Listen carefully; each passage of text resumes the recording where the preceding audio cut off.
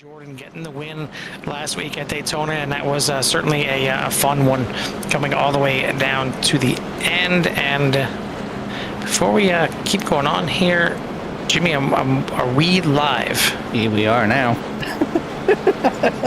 It's been a crazy one up here, folks. The first 4 laps, a little quick recap. We brought Scuffrey up in here, and he had everybody wish him a safe race here. And then now we had a caution here on lap 4, which was started by back there with the Levi Poland. So now we're currently under caution, but we have 18 drivers here. We're at the New Atlanta. We're going to be out here for 125 laps, and we're going to keep things going. I don't know why OBS didn't transition over, but I apologize, as things have been chaotic here, early stages here at CRN. Yeah, little technical difficulties, which happens from time to time with us here at CRN. But either way, we get up here and we get this thing going here, and you see it is Mike Casey on the pole here tonight.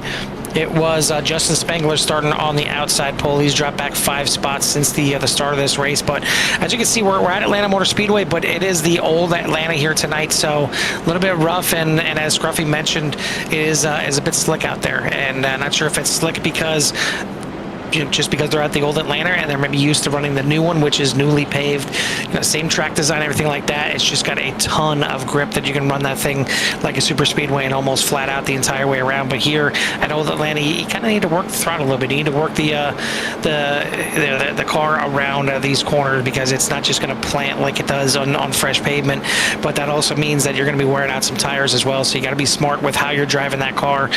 As we're going to get this thing ready to get back going. It's Michael Casey, Bryce Saucier in second, TJ Ivey, Dale Garner Jr., Nolan Potter for your top 5, Billy Rickett, Justin Spengler, Zane Bierman, Travis Noble, and Scott Henderson for your top 10.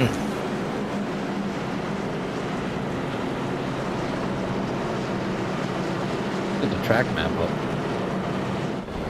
Well, it does work here.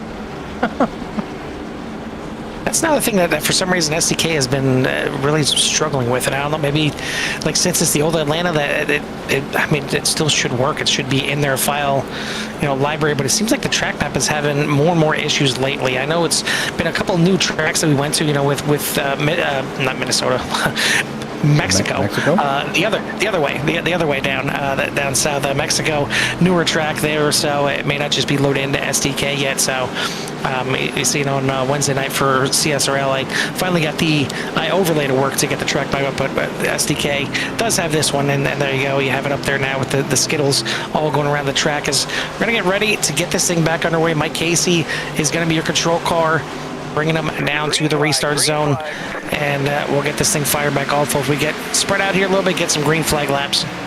Yeah, Mike Casey brings them back down across the turn there, and with a good restart there, get things going. Looking over to the right-hand side there, trying to catch action. Maybe, but everybody is just 2x2, so we'll bring out the cameras just a little bit. We'll come back in the field here, and you can see how everybody's doing. They're just side by side, still running 2 lanes. And that's one thing about these mile-and-a-half cars. It does seem to have multiple lanes to drive. I know we prefer the 2-mile tracks, as they seem to put on the best racing, in our opinion, for these ovals. But here they are in a mile-and-a-half, and this is one of those tracks where they can run multiple different lines, and it makes things interesting. Drivers have to think about maybe taking away somebody's run, or maybe using another line to get a better run on their own, depending on tire wear, etc. But right now, on lap 8, Mike Casey's out front over TJ Ivey, Bryce Sauter back there in third, Billy Rickett, Dale Garner Jr. for your top 5.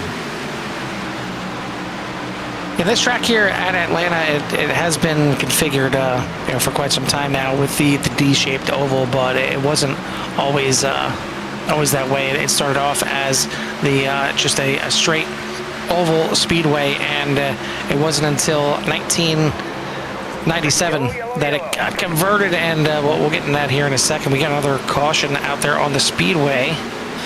This one looks like it involves Dale Garner Jr. Looks like Garner Jr. is sliding up the track a little bit, getting into the 70 there. of Travis Noble getting sideways. Noble is going to sneak out of it there a little bit. Scruffy is going to get a piece of him, though.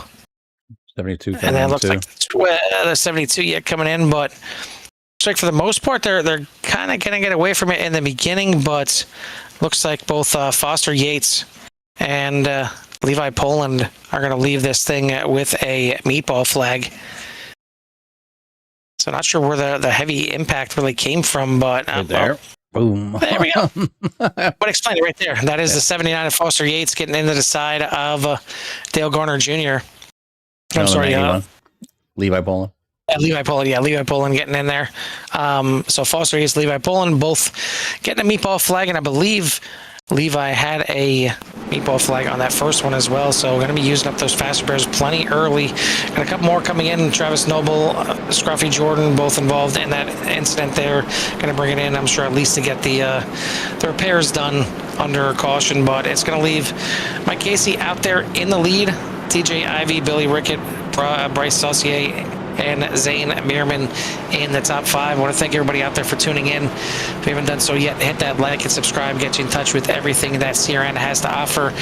But getting back to Atlanta, again, built back in 1960 as a 1.5 mile oval circuit, and then in the 1997 is when it was converted to the 1.54 mile quad oval that you see today. And obviously recently getting the new pavement, still the same design, just a fresh coating on there to make it really, really fast. But I mean, 24 to 28 degrees banking, a decent amount of banking here for the corners. And like Jimmy said, it gives you a few lanes to race on, just like your Charlotte does, just like Texas does. I guess probably more so like Charlotte. Texas, it seems to tend to be more one groove, maybe two grooves. It's kind of the outlier of the three. But here at Charlotte, you can get up there on the outside line. You can definitely run that middle line, but you got to worry about that car skating around a little bit, and especially getting off these corners. Yeah, and well, I mean, I don't have much time on this track, to be honest, Carl. I didn't even get a chance to get out here tonight to run around here, but I do know, running these tracks, and just got to be careful. And that last incident there was just obviously two drivers. One was near the wall, which can be nerve-wracking for a driver, and then the other one had that driver on the right hand side, like extremely close. And you don't know the type of, I don't know how everybody's rig is. I know if I had somebody on my side and they were up near like where your window would be, I could see them. But if they were like behind, like in that blind spot, that's definitely a blind spot, even in triple monitors.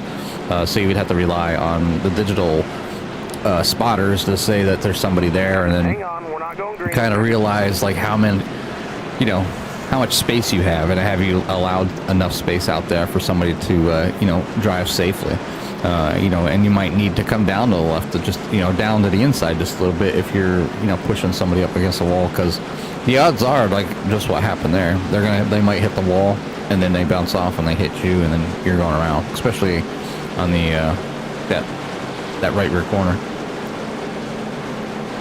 I thank our sponsors of One Vision, EMS and Transports, and Kim's Cups and More for the sponsorship for the season. As it looks, we're going to take one more pace lap around here. The pace car lights are going to be out. We'll get it going here as we're about a tenth of the way through this race, so plenty of racing yet to go, and not just for tonight, but for the season. This is only race number 2 for the 191 Motorsports, as they are plenty full with a schedule for this season, as this season is going to bring us 20 races, including right smack dab in the middle where we had Charlotte will be the throwback paints for the season. So looking forward to that one, and certainly the no racing around the Thanksgiving holiday and Christmas or the Super Bowl, so they'll have some time off. So the season is not going to be completed until we get to the middle of March. So a long time for anything to be decided, but certainly a good start for Scruffy Jordan. We'll see if we can talk to him. We get another caution here. We'll bring him back up here and actually live get an interview for him here. But he's looking forward to it. He's hoping that the wife has got it on TV. He's got the daughter with grandma and hoping that they are watching it too. So shout out to any and all of the Scruffy fans out there. We're going to get this thing back going. Mike Casey is a control car. He is back on the lap pedal. We're racing again here at EchoPark, as that is the new name here for Atlanta as well. Keep forgetting that, as that is freshly renamed as well, just like it was freshly repaved. But we're back to racing here at EchoPark. Yeah, back on the green, down coming out of turn number 2. Gonna work their way down to the backstretch part of this racetrack. Not a huge backstretch, but at least there is some sort of backstretch as they work their way around the track. Already coming out of turn number 4, head around the quad oval area. This is the part of the track which can feel pretty tight when you're in the car as you're working your way around those smaller dog legs, especially the first one coming out of 4. But doing good so far. But it looks like the 7 of Billy Rickett running that high sign has got the advantage over Mike Casey. Yeah, around the outside, he does it and led that lap just by a smidge. He's going to lead this lap by a little bit more than that, as Mike Casey is definitely under fire here. Not only did he lose the lead, it looks like he's a threat for losing at least second place, as well as you got the 8 of TJ Ivy looking to get that AC Delco machine to the inside, and that 18 of Bryce Ossier all over the backside as well. TJ Ivy now to the inside as Casey tries the outside, and that's what can happen. Bang it off the wall. Great job for the 18 of avoiding that incident right there. Could have taken out a couple of our top contenders, but it's going to give a nice little run here for Bryce through 3 and 4, but Casey stays in it. It's not done and dusted just yet, and then they get the 99 of Nolan Potter up there as well, looking to clean up whatever pieces he can. And the front heating up here is, we're only on lap 17 of 125. I'm not sure on the fuel mileage, of course. We'll figure that out once they start making pit stops. We do have a few drivers that decide to come in and take stops.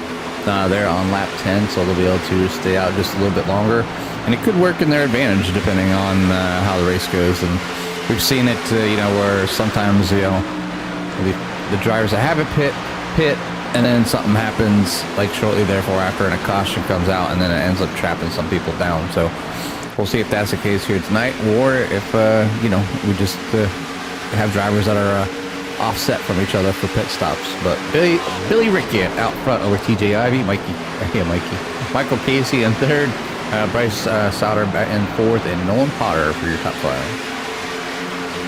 Sure, what happened to Bradley Worley in the 88s? I see that he's got a meatball flag. I didn't remember seeing him involved in the last incident, but he must have been, because actually no, he just entered the pits, so he must have whacked the wall pretty hard at some point or another, maybe on lap 15, as that was close there with the 99 of Potter sliding to the outside to try and get around Mike Casey in that 99. And one thing I say, Jimmy, you don't see a Klondike paint scheme too often, but I'm damned if I want one right now. What would you do? Klondike bar. I guess race some laps or something, but Nolan Potter trying to, what would he do for a win?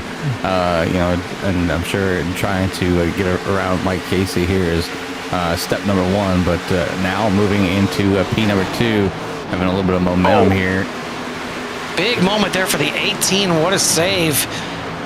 As he got certainly, not sure if he got tagged there by Bierman or not, but he was certainly loose going into turn number 3, but saved it, kept it off the wall, and now kind of shot out of a cannon, got a good run out of the corner, dives to the inside here, as it looks like TJ Ivy having some issues up in that top line, and Casey kind of stuck behind him, but they get a good run off the corner, and that was a lift. Bierman had to check out big time, or he would have got in the back of the 18 here once again. But out front, Billy Rickett still leads the way in that 7, riding that high line. And you see TJ Ivy staying up there with him. Mike Casey kind of running a hybrid line towards the top of the track. You got the 18 and the 99 running that bottom, trying to make some passes. Good running up front, and the field is spread out, but there's not huge gaps really just yet. You can see on the track map there, some good battling all throughout. It's back here. Battles throughout the field. With the 70, as a 70 into the wall. That's Travis Noble. As you got the 52 of Richard Hartman, the 3rd inside, and the 70 is going to stick to the wall. almost collected the 79 there, Foster Yates, but a good job by the 70 there. Could have easily tried to turn off the wall and save some time and maybe save some positions, but he would have got into the 79 and caused a major wreck. So great job there, just getting it back up into the wall, doing more damage if he has to, but could have done a lot more damage to not just him, but others as well. We got the few drivers that took to pit lane. Daniel Pinkston looks like he just took fuel only. He's back there in 7th place, trying to keep up with this torrid pace at the front, as we're going to go 3 wide for 2nd place into turn 1. And somehow we're going to survive, as TJ Ivey still going to hold on to that 2nd spot. The 18 gets pinched up there a little bit, had to back out from the 99. And I think they're feeling these tires starting to wear down, especially the drivers that are trying to run that high line. And as fast as the high line can be, it's the one thing that you don't like to do is scrape it like that. And that's probably why you're seeing Bradley Worley go ahead and get the caution. But I'm not seeing any reason why that would come out. Yeah, I'm not seeing anybody slowed up. I mean, this is lap 25, so are we getting a cop caution here? Potentially? Good question. I don't know. Because I don't see anything major on this one, so I don't know. could be a situation where it is the comp caution hour. It looks like Bradley Worley has gotten the 88 all fixed up and is back out there, but as you can see, he is he's not currently on the lead lap, as he is 1 lap down right now. And as long as he wasn't involved in this caution, he'll get the lucky dog and get himself back around on the lead lap in that Budweiser 88. Yeah, I'm not quite sure what the caution was for. I mean, it's been a while since we've seen the comp cautions, but I know, is it 191 that does comp cautions? I think it is, right? Yeah. I think it is, yeah. So we'll ask Scruffy. We'll let him get through his pit stop here, and then we'll bring in Scruffy and chat with him and see how the race is going here so far for that good-looking number 23, the red, white, and blue. But I like that paint scheme right there. That's a good one there, and to get the shiny spec map number 23 there as well to kind of make it pop.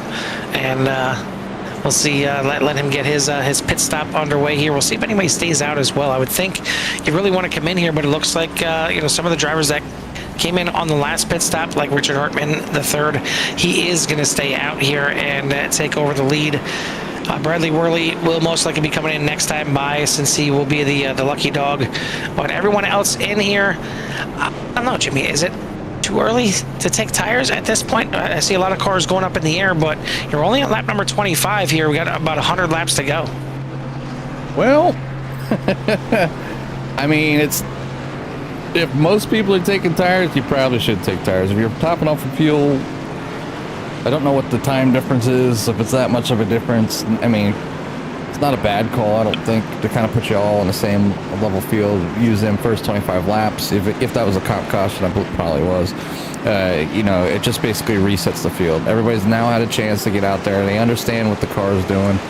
Now somebody gets out there in some old tires and they decide to go green for 30 some laps, you can end up falling a lap down. So I don't know if I would not take tires at all. Well, I was looking for some reason. I thought they only had 3 sets of tires. I got 5, so I'm taking tires. I'm taking tires, but we'll go ahead and take Matthew Scruffy Jordan. We'll bring him into the booth here. And first question, Scruffy. Well, I guess 2 things. One, your whole interview, we didn't have it. It was not live. So we apologize for that. So we'll get to it. It was a test run in a second. But before we the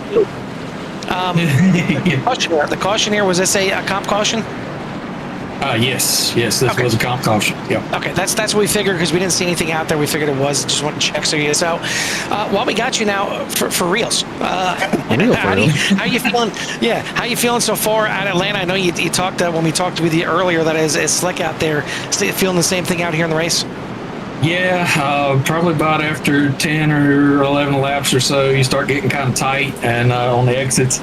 But you got to watch it, especially running the high line, and be it too much throttle, you definitely will lose the rear end of this thing. And you just kind of have to feather it and, just try not to Just feel the car. That's pretty much you do it. Just feel the car. Well, you said you're going to ride just for a few laps. Is it still riding time? Or are you waiting and plotting your way to the end? Yeah, I'm trying to bide my time and just try to save as much as I can. It's hard to whenever you got everybody, you know, running off and leaving you, but yeah. All right, buddy. We'll let you get back to it. Good luck out there. 10-4, appreciate it.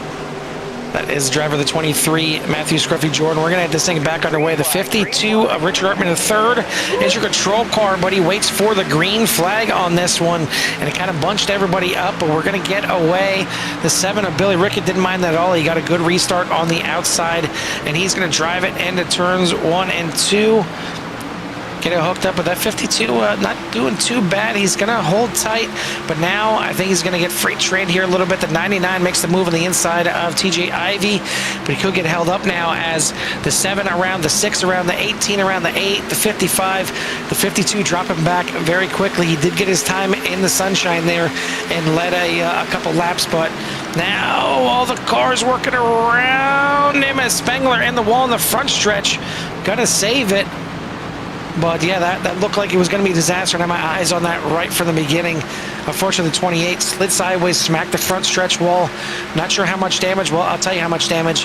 He's got a meatball from that. That didn't look like that bad of contact. The 28 is going to have to come in for required repairs. Yeah, and I'll just take a quick look at the front of the car, and you just see doesn't seem that much, but enough, Carl, to bring out that meatball. These cars usually are pretty hardy on being able to take some hits, but that one not what it was. But he's going to probably try to, as long as it's driving okay, he might try to get a couple more laps in just to see if Akasha comes out and be able to save himself for going, laps down. But yeah, because it could happen because everybody's running hard, so not a bad call there. But it does look like the 28 he did wreck, so I guess that car wasn't driving too well as he spins it on the backstretch, but he's going to get back going, and now at this point he probably might as well just bring him right back in. But in the meantime, we got ourselves a new leader, the 18 of Saucier to the lead around Rickett, who's going to be back there in second. TJ Ivy, Michael Casey, Zane Bierman for your top 5.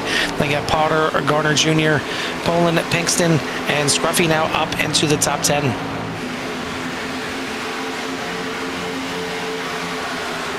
Plenty of good racing out there, and laps still to go, as well as we just crossed over. Yeah, he just had an issue. I don't know if they're coming down the pits. That car's really not handling very well. So unfortunate he can get that. I mean, fortunately he can get a fast repair in. He's already 1 lap down. But we're gonna see a big one here with TJ Ivy.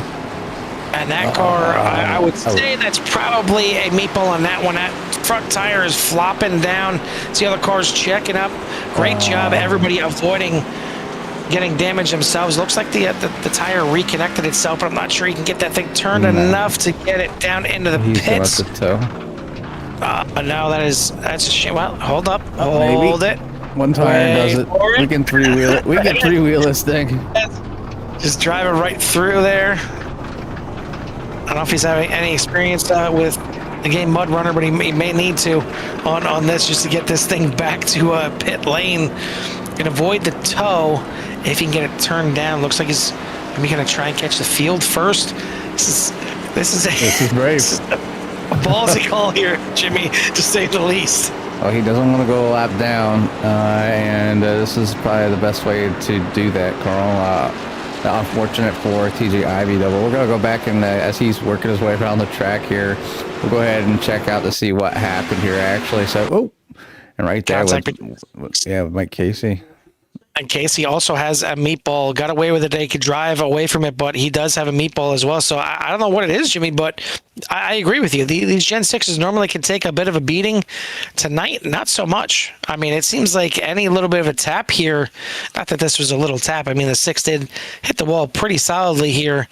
But, I mean, enough to get a meatball flag, that surprises me. Maybe the extra little slap there to the tire kind of did it. I don't know. But either way, a couple more meatballs, and it's definitely not the first or second or third or fourth that we've seen here tonight. We've seen a lot of meatballs here tonight. Are we serving spaghetti out here tonight at EchoPark? I mean, is it Italian night? I don't know. I mean, I had tacos for dinner. I haven't even had my dinner yet, so I'm hungry. Maybe that's why I wanted that Klondike bar so bad. Well, it looks like Maybe. the 8 DJ Ivy did make it into the pits, so that's a great job driving that thing back somehow to get it into pit lane and not go down a lap. Hopefully he's got that fast repair check to get in and out there quickly, and indeed he does. The 52 does make his pit stop, so he's going to fall back. So it's going to be Saucier out front, Rickett, Potter, Garner Jr., Bierman for your top 5. Then you got Poland, Pinkston, Jordan, Matthews, and Noble for your top 10 as we're under caution here on lap number 35. And once again, I want to thank everyone out there for tuning in. Hit that like and subscribe to get you in touch with everything that CRN has to offer. As for Renee out there, we got Scott Henderson back there in 12th position. And obviously the 6th there getting tangled up with Mike Casey. He did use a fast repair. He's back out there in 14th. So certainly keep an eye on that mellow yellow number 6. I'm sure he's going to want to make his way back to the front as soon as possible. He's going to just take his time. Obviously, getting a little close there, with the TJ Ivy and, spinning him around. So it's just, obviously hard racing, but, it goes back to when somebody's on your outside, if you get that call, you kind of got to make sure you leave enough room, once you get that call. Not that, TJ was wanting, the 6 to come down, but maybe just a little more space, to, just to kind of allow them to continue racing, as TJ had like a more inside line than the 6. But the 6 obviously didn't feel comfortable up there, came down just a little bit to give him some room off the wall, and ended up getting a little too close to that number 8. So tough break for those two, but they will iron it out and start from the back of the pack. Everybody is on the lead lap except the number 28 of Justin Spangler, which is in the back there in the mobile machine there. But we're going to get back under green here as the 18 gets them back going down towards turn number 1, the 99 of Nolan Parr, trying to get the Klondike bar out front here. Like I said, what would he do for a win? Maybe not the Klondike bar itself, but he's trying to get that 99 out there. We did see the 99 up front quite often last week as well, so it'd be good to see Nolan get up on that podium and even possibly a win. He's going to make that inside move here. I think he's going to take the lead. Yeah, dove it down deep into turn number 3, slides up. He's got the lead. He's seen Dale Garner Jr. smack the wall in the backstretch a little bit, but he's still hanging on to a top 5 spot. But I definitely want to keep my eye on that 99. He is, what would you do for a win? Well, I know what he'd do just to get to the lead. He's been really aggressive here in a good way, in a clean way. He's made his way to the front. I haven't seen anything, too crazy out there. But he's driving the wheels off of that 99 right now. But you see Billy Rickett on the outside. He wants to get back to the top spot that he led earlier, trying to work that high line to get around the 18. But the 18 is going to shut the door on him on the front stretch. Get Dale Garner Jr. Now down to the bottom. Oh, it looked like Zayden Bierman got a shot there into turn number 1 by the 91 Levi Poland. As I agree, Renee. It is definitely a bit racy out here tonight, and some good racing. But you see what the draft does and what those runs do out of the corners. You see the 18 now diving to the inside, trying to get back to the top spot. Yeah, the 18 trying to get to the top spot here, and I think iRacing has also they're in obviously a rerun here on iRacing for these events. But I was watching today's. I'm a avid Twitch scroller, I guess, just kind of go by, see what's out there, what games are out there, what's new, what I would play, and why I wouldn't, or maybe just a game I used to play, watching people do something that I won't go back and learn how to do again. But anyways, I did see today, Carl, an early release of NASCAR 25, which is, I think, more of a console version. Yes, it is. Kind of for iRacing, and it actually looked pretty good. The guy that was driving was definitely enjoying himself, but different setup. Not all wheels are compatible with a console, so I'm not sure how many people will be out there trying to drive it like he was, but I definitely had a second rig and second setup in order to do that. But I can see some people maybe going to that. There's like a whole kind of like progression. So like a career mode type thing. They start off in the ARCA car, and I think by the end of the stream, I think he was up into the trucks. So definitely progressing through. I forget, I don't remember his name off the top of my head, but definitely one of the drivers that I've seen, running some top splits. So we're just having a lot of fun just doing the actual run. But a little bit of trouble back here. Looks like I think that's Travis Noble and Bradley Worley getting into the wall here, but they're going to keep it straight. Worley really hugging that wall, allowing the other drivers to get by. So good save by them too, but definitely these two have a meatball because of it as well. Do they? They're going to come out of it. Yep, exactly. Jeez, Same thing. I mean, papers. just right in the wall. I mean, meatballs abound here. It's I guess cloudy with a chance of meatballs here at Atlanta here, well, at EchoPark here tonight, and it is raining meatballs on all these drivers so far here tonight. But yeah, I mean, I did get a chance to see a kind of a first look at the NASCAR game as well, and definitely a console game. For me, it's been a while since I've really gotten into a NASCAR game on the console. That's used to be, my bread and butter. I used to be console all the way, and never was really that big into any games really, whether it's racing games or any other games online. It was always doing campaigns if it was a first-person shooter type of game, or if it was a racing game, it was always doing the careers. Same thing with sports games. It was always looking to do, career mode or franchise or things like that. But, none of any of the recent, NASCAR titles really got me and grabbed me, because it's just kind of the same thing over and over again. Either the graphics or the way the car's handled just were crap, plain and simple. And it's echoed by a lot of, console drivers as well, that's how it is. But with the World of Outlaws game that iRacing got into and released, that coincidentally my son is just firing up right now on the TV aside of me. I like it because it's not just okay, here's the World of Outlaws, here's your 410 sprints, that's what you're racing. Now there's 410 sprints, there's 360s, there's 305s, there's 3 different kinds of modifieds, there's 2 or 3 different kinds of late models. There's so many different options, and you can run it like a real career mode, and run from the bottom split, the street stocks, and make enough money to move up to the higher class and things like that. And that's what I think is going to kind of bring in guys like me into the NASCAR scene back on console, is the career progression, because I like that you have to start from the bottom. You can just hop right in and run one of the higher series if you want to, in single season mode, things like that. But I like the grind of you have to start in the ARCA car, you have to do well enough to earn invite a seat to the truck series, and then same thing, move your way up to the Xfinity, and then up to the next gens and everything like that. So it's just that fact right there is definitely a pulling point for me to want to at least check it out.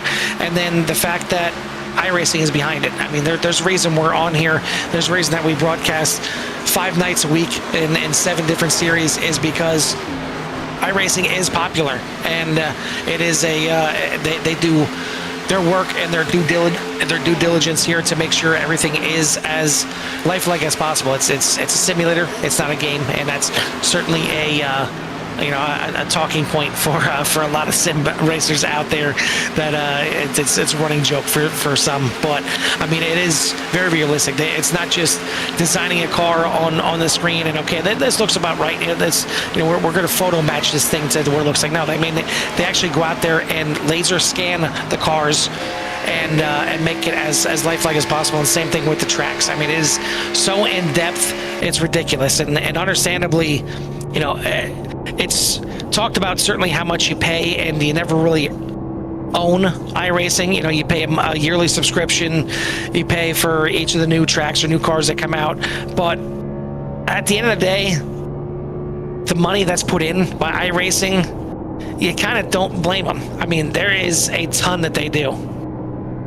Oh yeah, I mean, the fact that they go to these tracks and have to, I'm sure, pay to occupy the track for however long it takes, and everything's laser scanned, and to a degree of accuracy where even real drivers are like, yep, there's a bump there, yep, there's a bump there, yep, you can feel that groove, or where a building's at, or a banner on the track. So the detail is very, very close. I do know because I live over near Five Flags, which is a short track for not that. I think the trucks will go there and maybe the ARCA cars. But anyways, it's usually for the local boys. But it's a track here on iRacing. And I'll tell you what, just kind of from being in the stands and looking at the track and, you know, where the walls are at and stuff like that, it is almost, it's spot on, Carl, just to be honest. And even with the times of the type of cars that run there are even extremely close, you know, and obviously being a simulator or game, you know, on the computer where you can, you know, there's always a way to finesse, you know, pixels in order to make them run or optimize them and run them well. And, you know, you got a little, I won't say less. There's just different things that you use to make the, you know, these races good for yourself. But right now, looking good so far. We see Mike Casey to the back, now back to the front as he has gotten around Nolan Power here just a few laps ago. Bryce back there in P number 3. Levi Poland is back up there into P number 4. Daniel Pinkston running a great race here so far, up 5 spots in 5th, followed by Matthew Jordan. Obviously starting the season off great with a win, and now in 5th, or excuse me, 6th, looking to crack that top 5 here, or possibly get back on the podium. TJ Ivey has made his way back up into 7th. Billy Ricketts in 8th. Zane Bierman's in 9th. And Dale Garner Jr. Is currently in 10th. 52, Richard Hartman, after staying out there and getting a lap led, is now in P number 10. Dale Garner Jr. is in 11th. Scott Henderson in the 72, back here in 12th. Wade in here back there in 13th. Foster Yates and Tide Machine was sitting back there in 14th. Scott Matthews has made their way down to the pits. Justin Spengler back here in 16th at the moment. Then Travis Noble, Bradley Worley. Well, and a shout out to Greg, as always, if he's listening or not. But the unthankful job of being the race admin. I mean, Greg's had a clean race so far. He has not made a mistake all race. I mean, fantastic. It looks like we will have a caution. Richard Hartman, third. Just because I said your name, Rich, you don't need to Rick. Oh, Garner coming down, bouncing up that wall. Yeah, and it looked like a little net code involved as well. There was certainly some space in between. They made contact, but that's going to put the 52 into a bit of a spin cycle on the front stretch. Hey, look at that.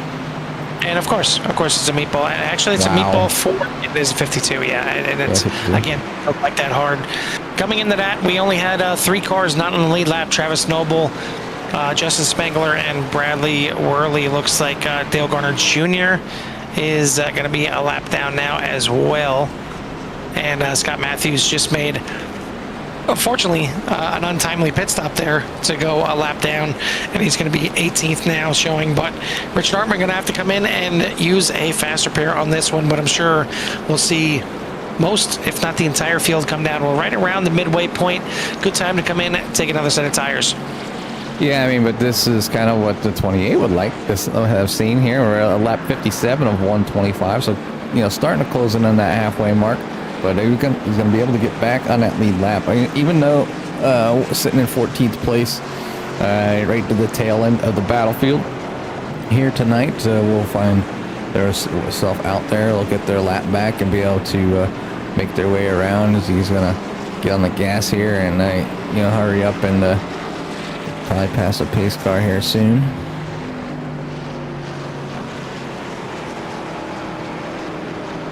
He's just waiting for that lucky dog. There he goes. And 28's going to be able to get around here and get back to the pits. Sometimes iRacing kind of toys with you as a lucky dog. I mean, sometimes it comes out right as soon as you cross the start-finish line after the pits open. Sometimes it takes, you know, right there. You see it until it seemed like turn number 1. Like, are you going to give it to me or what's going to happen here? But he is going to get around here. And you get to the point where, like, did the admin set this up correctly? Because that's happened before as well. I mean, the session wasn't created by Carl Hamburg. Well, it'd be a hell of a lot hotter, I can tell you that right now.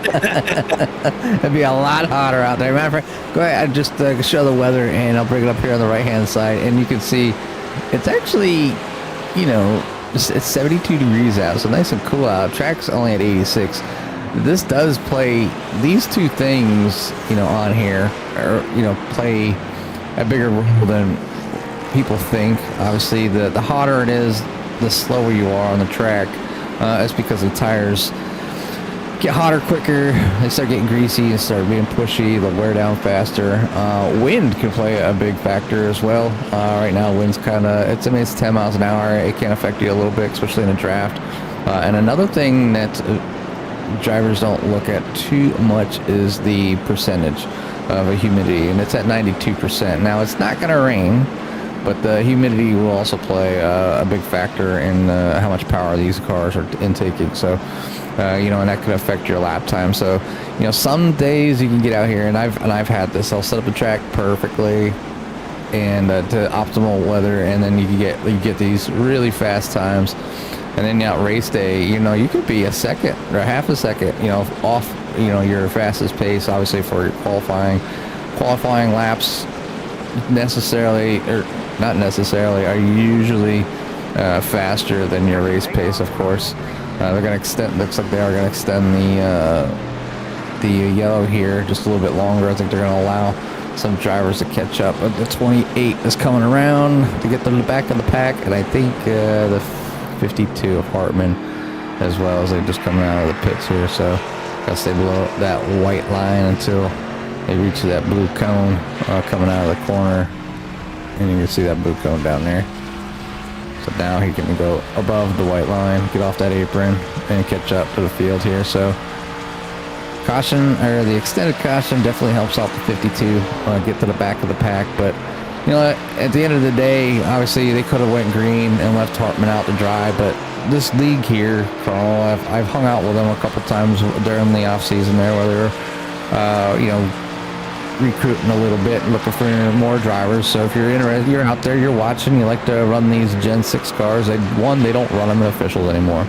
So this is one of the few places with some pretty decent drivers that you can get out here and run these cars again. And they were a blast when I started. Like I said, I was fortunate enough to get a win in one of these cars, even at a super speedway. I guess maybe that's the only reason I won. But it definitely was able to chance to get that W in this car before they, you know, put it in the locker for, you know, leagues like this, in order to kind of come out here and have a little series for them. And they've been doing it for a while, and you know, they'll do it again. So they'll be with these cars all season long, you know, to the end of the year, and then, like Carl said, all the way to March. I think it's December 14th, I think, is the last race before there's a nice little break here for these drivers. But under green here, yet again, with Mike Casey out front. We're almost at that halfway mark. Actually, yeah, got another lap or two. Mike Casey gets out to the lead there. Nice start there, but the 91 and the 99 will go ahead and battle off the P2. You can see the drivers behind them battling as well, side by side. Don't see much 3 wide, a little bit 2 wide. People like looking to the inside or maybe looking to the outside to get those runs. Casey getting a little high there, and 22 is going to take him 3 wide. Yeah, they're certainly not lacking for battles here tonight, especially out front. I mean, everybody wants to get a piece of everybody, the way it seems. That 99 back out front now with Nolan Potter, and trying to, I believe, get a win on his. No, he was there at Daytona last weekend and finishing in 14th, and did lead 1 lap there at Daytona, but certainly leading quite a bit more here tonight. Mike Casey ended up having to settle for a 6th place finish after looking like he was going to have a chance to win that race late, but getting involved in an incident coming out of turn number 3 was what paved the way for Matthew Scruffy Jordan to get the win, as he's up there in 8th place right now. But now they're all chasing number 22. I feel like we haven't talked about Pinkston quite some time, out of the admin booth for this season and up to the front right now. He's got the 22 up there, up 9 spots after qualifying back there in 10th. and he's now got the fastest car out there. He's out front. Bierman tags the wall there a little bit on the front stretch, but he's in the top 5. You got Pinkston, Potter, Saucier, Poland, and Bierman for your top 5. Rickett, Casey, Jordan, Spengler, and TJ Ivey for your top 10. But it's been a pretty good one here. A couple cautions mixed in here and there. But the big story here in the first half of the race: meatballs, meatballs, and more meatballs. Meatball. Yeah, I'm really surprised at the amount of meatballs, to be honest, Carl. I don't think I've seen that many meatballs, with not like huge wrecks in such a long time. I don't think I've seen that many meatballs in an endurance race. The races that we did, that was a ton of meatballs here in the beginning of this race. Well, I mean, there was one endurance race that we partook in not too long ago. We were coming up over the hill at Bathurst, and it was wet, and it was the beginning of the race, so everybody's grouped together. Let's just say there was 23 meatballs out of the 40-some cars. It was crazy. And, we were able to get that meatball, and we still had a pretty decent finish, but it was just, it was kind of ridiculous. That track is crazy when it's dry, let alone wet, and it definitely was not nice to the field that day, but overall we stuck to it and had a decent finish that race. But I've seen many. That was the fullest I ever seen meatballs at once, and everybody stay because it was lap number 1. I don't know what's kind of changed recently in endurance racing, but it seems like more and more as the 18 gets a little out of shape again. It seems more and more that drivers are just complete morons on the opening lap. It's it's a 10-hour race, it's a 12-hour race, it's a 24-hour race.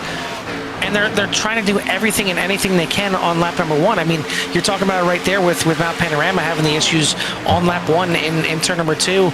You look at our last endurance race, the one that me and you ran together at Road Atlanta, and same thing. I mean, guys taking the 3 wide literally before the green flag drop. So obviously we were in the second class car.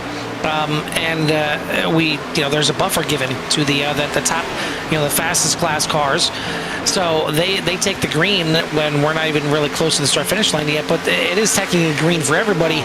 And I mean, guys taking the 3-4 wide in the grass to try and pass you before the start finish line. Like, it's just idiotic. It's moronic. I mean, I don't know what you're doing making those kind of moves that early. Wow. And what a catch. Little paint scrape. Oh, TJ Ivey going to go spinning on the backstretch.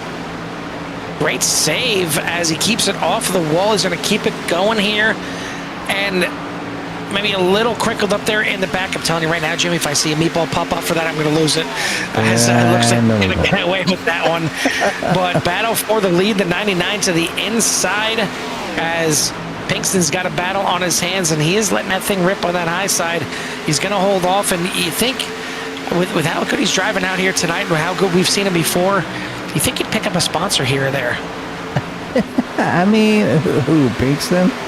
Yes. I mean, 191 should be a sponsor. I mean, he was the, pretty much the guy in charge, the guy. I'm surprised that everybody drives as clean as they do around him.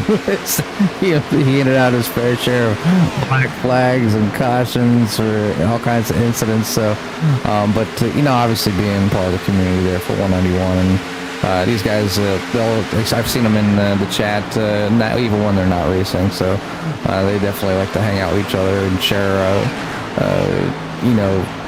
real life experiences, or they'll watch a race together, or all kinds of things. So just a good group of guys if you want to hang out and talk about racing or anything else. Definitely a lot of fun. But right now there's 18 of them on the track trying to get it done here tonight. Nolan Potter, out front, then Daniel Pinkston, Levi Poland, Bryce, and then Zane Bierman for your top 5. Billy Rickett slides back into P number 6. Matthew Scruffy Jordan just hanging in there. He's been quiet like he said he wants to be, and it takes a lot of discipline to kind of just hang in there and let the spots come to you, and that's what he's doing right now.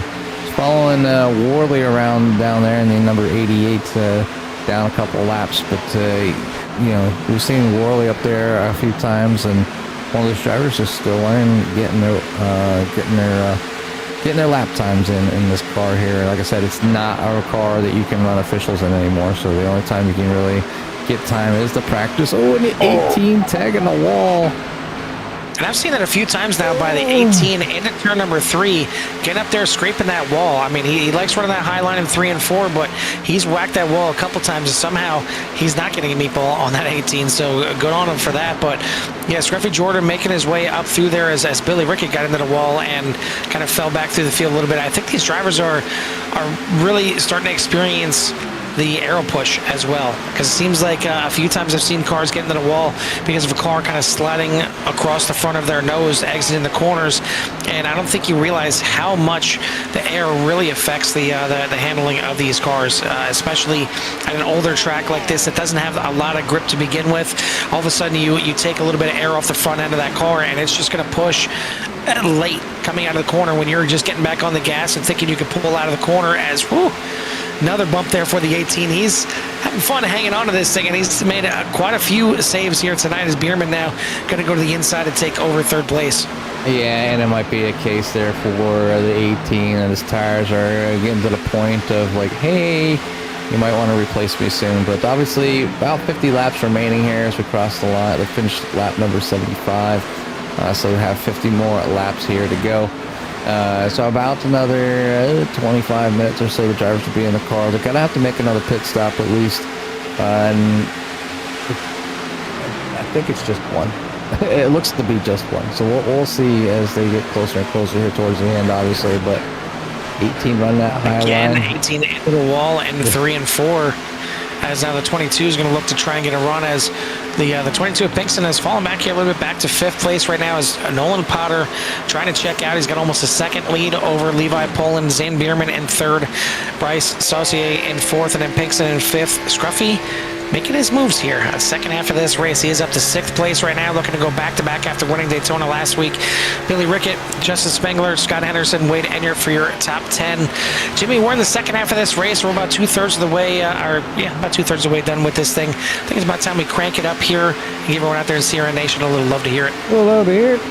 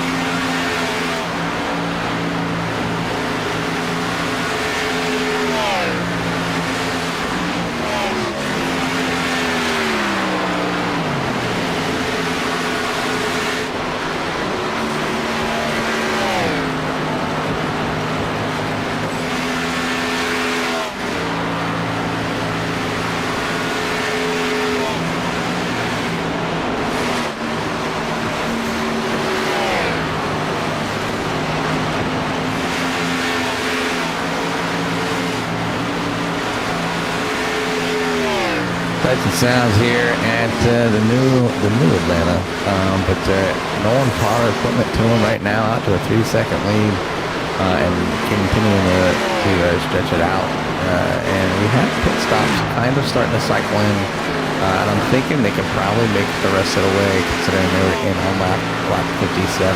So, obviously pushing that 40 laps here on these tires, and we only got a few takers, but if you go in like we were talking about, you could possibly go a lap down. So I'm sure that's what's maybe holding some people up just a little bit, but yeah, doing good so far.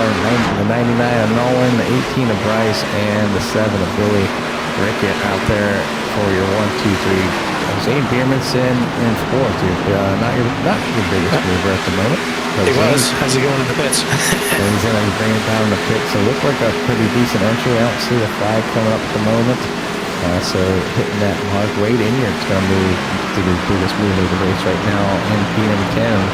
We're talking about Wade just a little bit off when we were doing that. Love to hear it. And, Wade's just out there just having fun and running his own race. And right now just kind of keeping it together, having a pretty decent run. Yeah, and I mean that's all you can do out here. I mean, yeah, there's going to be some drivers that are just flat out better than you, no matter where you're running and what series. And if you're running a series where there's no other drivers that are better than you, you're not gaining anything from it. I mean, other than I guess confidence or what have you, or the feeling of being the big fish in the little pond, you're not really getting anything from it. You want to get into those leagues that have at least 1 or 2 other drivers that can compete with you or beat you on a weekly basis, so you can learn how to get better. And Wade has that here for sure. There's definitely quite a few drivers here you can learn from. As now Billy Rickett going to bring the 7 into the pits as a pit cycle in full force right now, as drivers will be able to get this thing all the way to the end. It just depends on when you want to take that chance to come in, because as Jimmy said, it is a chance. You're going to go a lap down here unless you're way up there towards the front, or if you're the leader, you're going to go a lap down. But it's kind of it's a choice. Do you want to take that chance, come in early and come out with those fresh tires and maybe make the short pit work for you to get around that guy that you had trouble with out there on the track, or do you run this thing out? I mean, if I'm Nolan Potter here in the 99, he's got a sizable lead, and it's coming down here a little bit as Saucier has been closing in on him on the 18, maybe finally keeping it off that turn 3 wall. He's certainly smacked that out quite a few times, but it was out to about 4 seconds. It's down to 1.8 right now as we're getting ready to come into the pits. The 91 out there is Levi Poland. He was up at the front, and he did decide to come in early on lap number 92. So he is your top running driver right now that has already made the pit stop.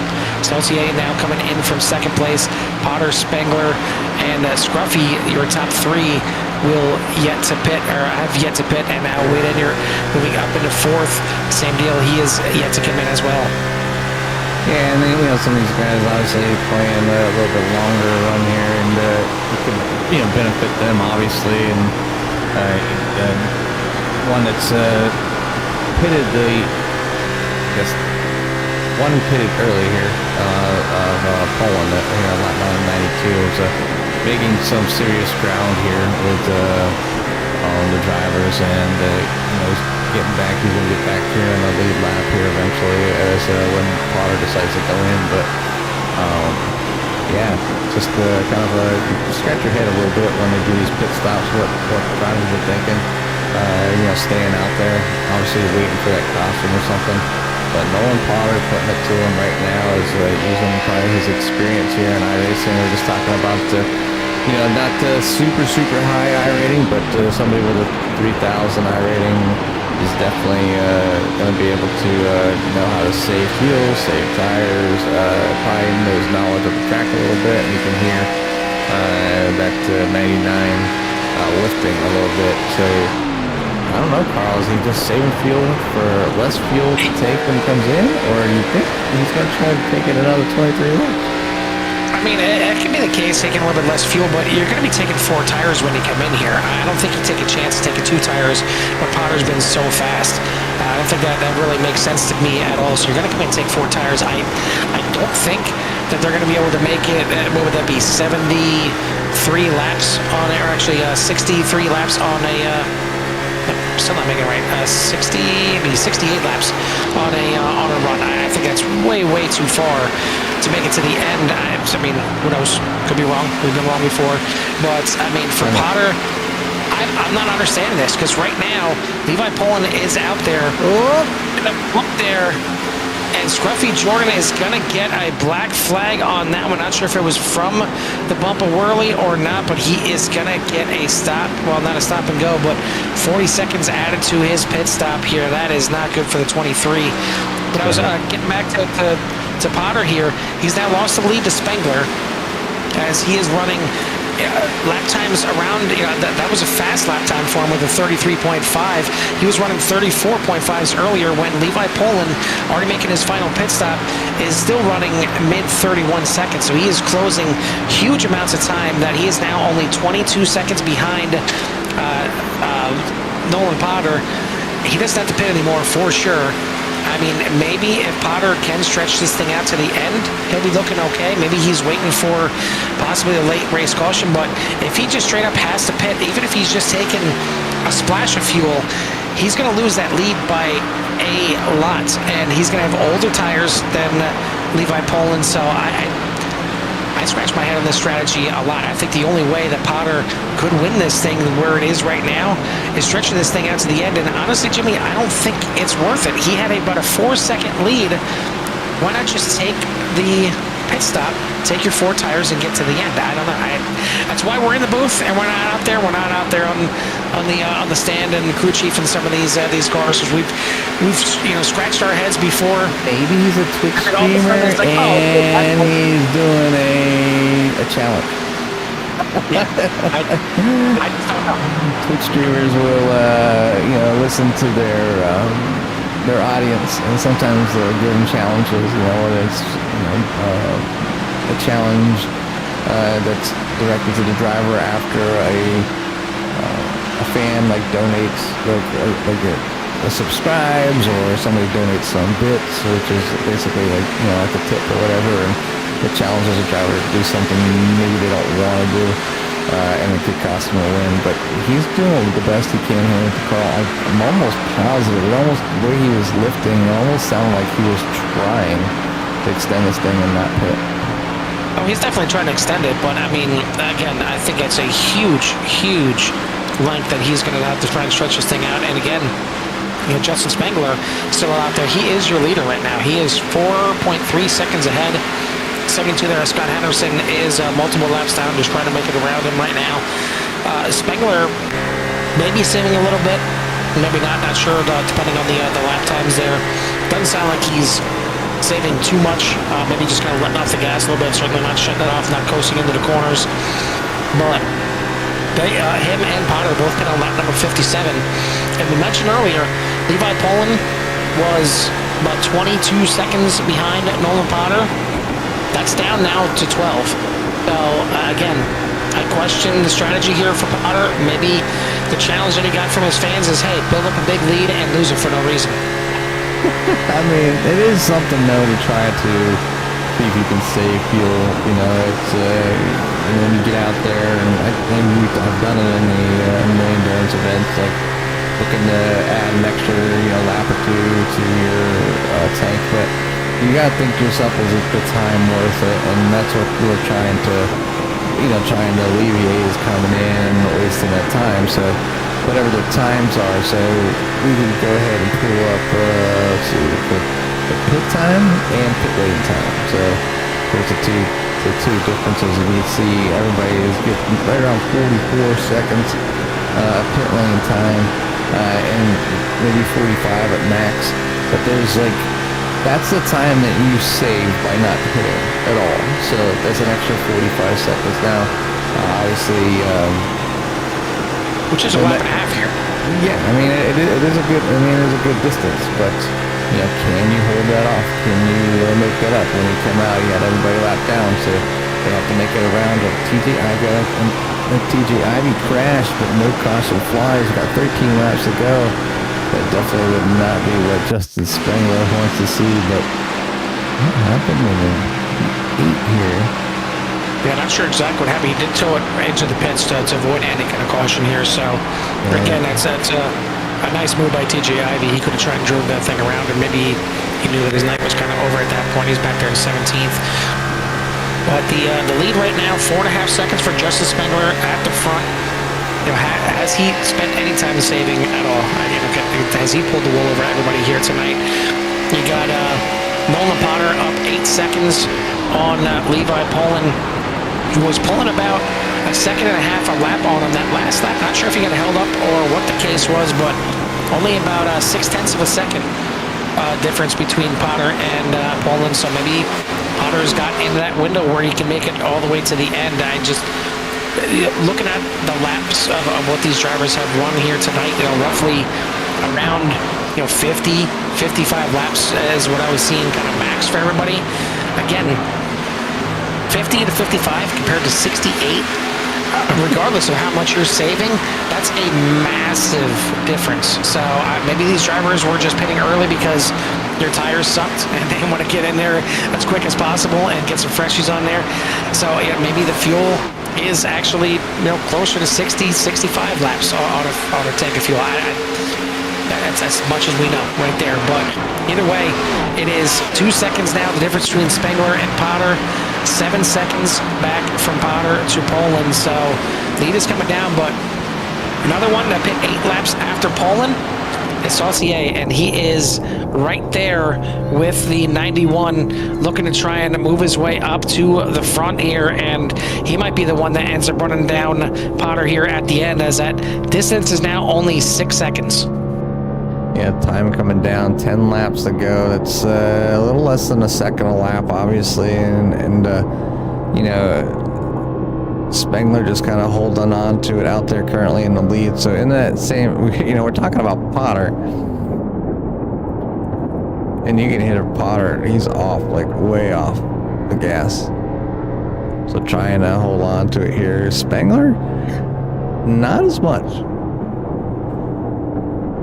Oh, and you're with a meatball, not sure what happened. Nothing popped up here on SDK, but he was running in the top 10. And he's going to have to bring the 21E into the pits. That is a shame. He's looking at a top 10 here tonight. Good looking run. Fortune's going to come to an end, or at least they'll get a faster pair, get back out there, but he's going to lose the top 10 for sure. But yeah, I mean, we keep talking about Potter. I mean, I guess if Potter can make it, maybe Spengler can as well. And again, he's got a 3.7 second lead, less than 10 laps to go. This is crazy. This is killing me, Coach.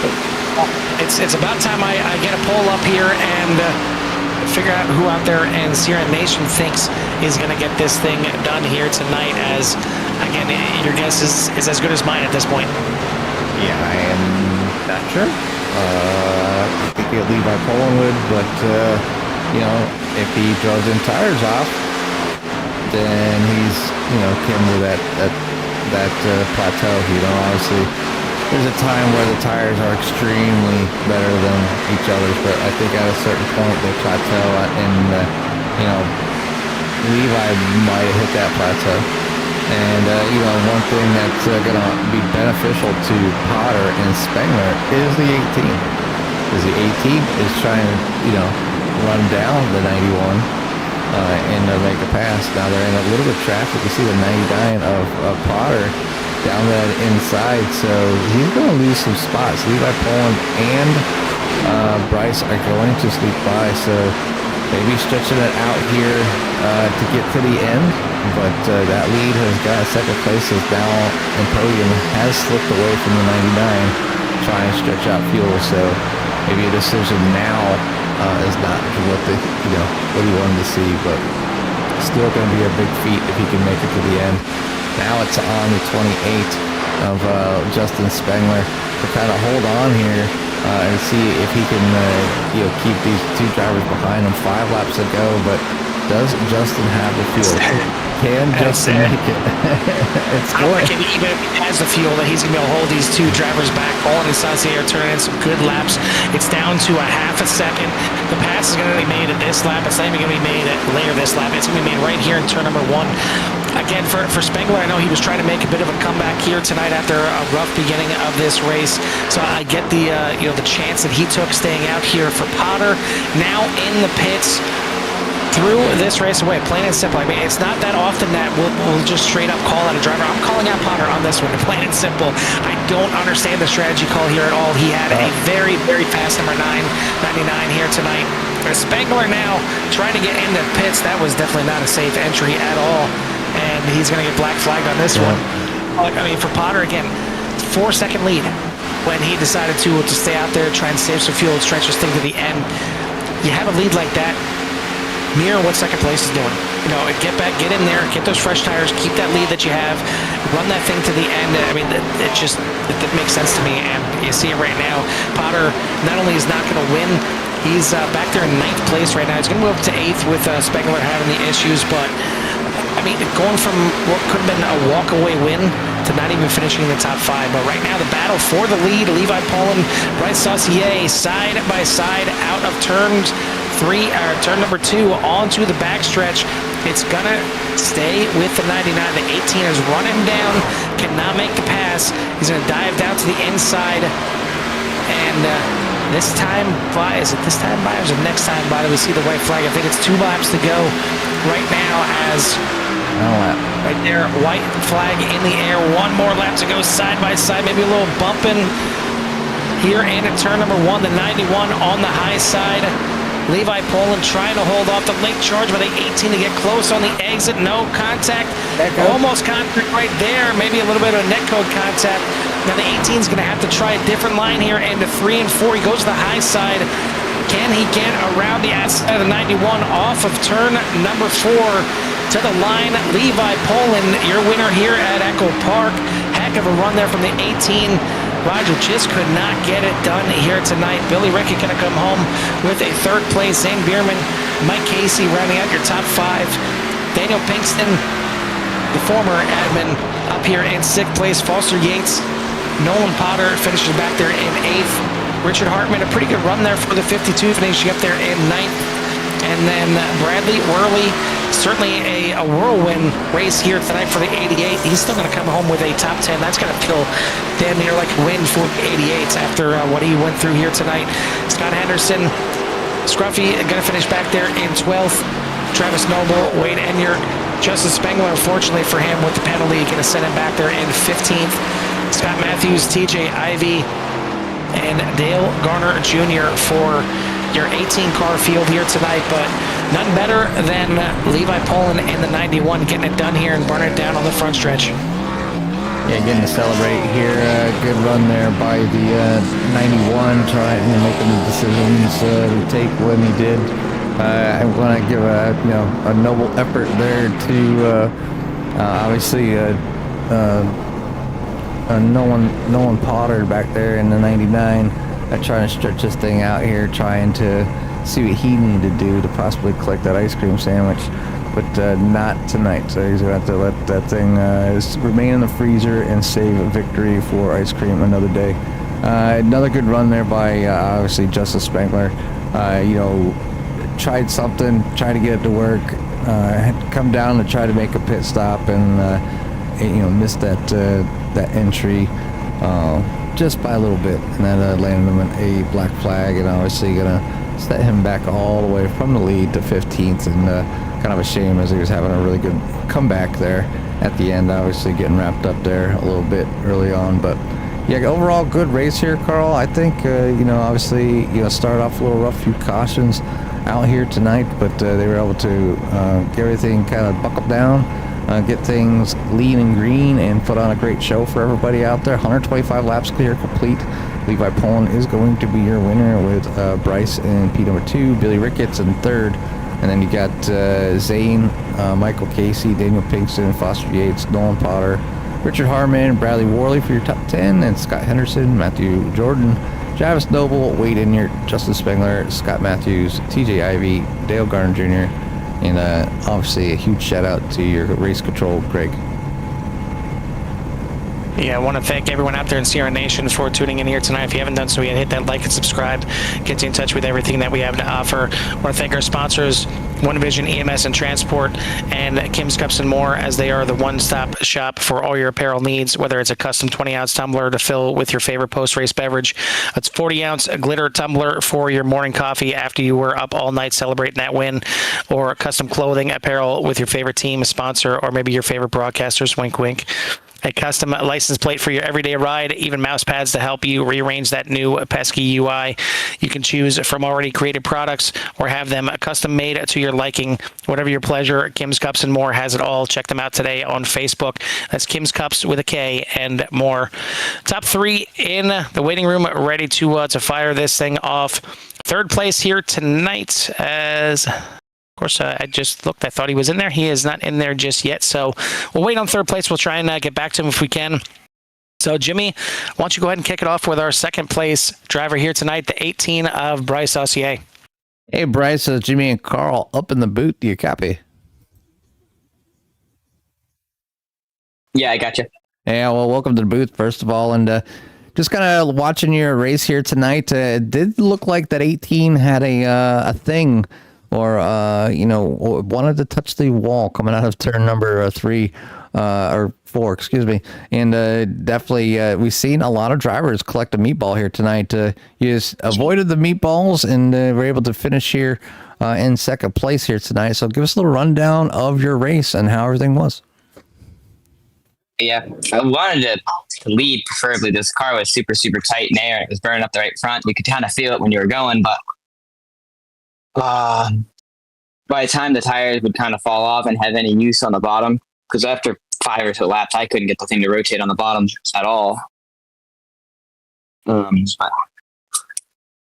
you wanted to be up on the top, so most of the time someone would be up on the outside of you by then, and there was no usable grip on the car to keep the car down on the bottom, so you just kind of stuck in line. So I tried to keep the car not super, super close, but not too far where I'd lose the draft. And that really long run, and then we had I like the overcut just because then I have something to chase. I've got a little bit of tire to chase with. So went for that. Just kind of ran out of time. Got within about 3/4 of a second and started getting the dirty air and just couldn't really cut through it like I needed to. Just ran out of time.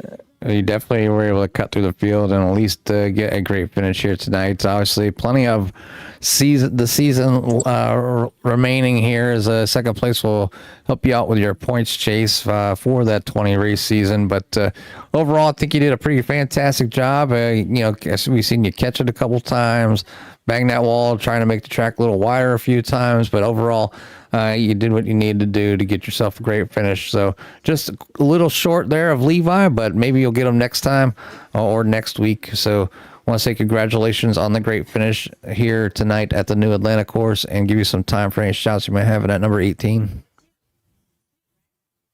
Certainly a good time. We ran a few leagues before, so thanks to Bryce Hinton. He ran a big Gen 6 league I had that I had a lot of experience in. That's what got me most of my experience with this car. So thanks to him. My friends I got, Matt, Steven, Mitchell Scometto, they've helped me out with developing this car too. So big thanks to those guys. Again, appreciate the shout outs, and again, congratulations from us in the booth and everybody else out there in attendance. We'll let you go celebrate with your friends and family. All right, thank you. Thank you guys for getting the broadcast up for us. Yes, sir. That is the driver of the 18, your second place finisher here tonight, Roger Bryce Saucier. As we'll get our winner here tonight. Looks like we're not going to have Billy Ricketts, our third place driver, but winner here tonight is going to go to the 91 of Levi Poland. Levi, your kind of your main goal when you came out of the pits is get this thing to the end. I'm not sure if you knew what the strategy was for Potter or for Spengler there at the end. Both maybe trying to stretch that thing all the way, but either way you were able to run them down before they even thought about coming into the pits. That was kind of checkbox number 1. But were you keeping an eye behind you as well, because that 18 ran you down pretty quickly? Yeah, I was watching him like a hawk because I knew he had a lot fresher tires, and with the tire wear that we're having with the times, I was like, oh, he's catching me quick. But yeah, I was just glad I was able to hold him off there. Yeah, 8-lap newer tires than you, and he got to your back bumper and made multiple attempts to try and get by you, through traffic all the way to the end of this thing. I mean, it took you every bit of the entire track, running the high line, running the low line, everything to keep him back there at the end. Yeah, I was watching my mirror pretty hard. I knew if he got to past me, I was done. So I was trying to just keep him low. But I noticed he was running low in 3 and 4, so I tried to get low and try to slow him down a little bit, I guess, because he had the fresher tires, so he was definitely faster through the corner than me. But it worked to my advantage. Yeah, it certainly did, and the long green flag run at the end definitely worked out as well. I'm sure you needed that with everything that was going on, especially with the guys that were leading at the time. So, congrats on getting this thing done here tonight. Certainly a little bit better finish here tonight, and hopefully can continue this for the rest of the season. But before we let you go and get out of here, who do you give a shout out to or thanks to? I'd like to give a shout out to 191 Motorsports. Thank you for hosting the race. I'd like to give a thank you to Core Racing Network for broadcasting. I'd like to thank my fiance, Courtney, and my kids, Eli, Nicholas, and Lola, and everybody else for racing me clean. All right, buddy. Well, take some time to celebrate this one. We'll see you next week, see if you can go back to back. All right. Thank you. Have a good one. You too. That's your winner here tonight, the 91 of Levi Poland. Shout out to all the Poland supporters out there as well. Hopefully they're tuning in here, watching Levi get the win here tonight. That is going to do it for us, though, from the Sierra N crew, as this was a good one. Like Jimmy said, a couple cautions early on, and plenty of meatballs to feed everyone here tonight, unfortunately. But in the end, we got a couple long green flag runs, especially that last green flag run was very nice and very well deserved for most of the second half of the entire second half of the race, and then some. Got us a few different strategies. One I'm still scratching my head on, but I'll let it go. I'll let it go. I'm not the crew chief. I'm not earning the money there for the 99. I'm just wondering what was going on there at the end. No but ice either cream. way, No ice cream. yes, exactly. Nope, yeah. That apparently, what would you do to throw away a race for a Klondike bar? But I digress. It is Levi Poland getting the win here tonight. So thank you once again for tuning in. We are just starting up the week here as usual, as this is our Sunday night broadcast where we got Monday, Tuesday, doubleheader Wednesday, doubleheader Thursday to satisfy all your racing needs. But for myself and Jimmy from the CRM booth here at EchoPark Speedway, we'll see you at the track. Peace.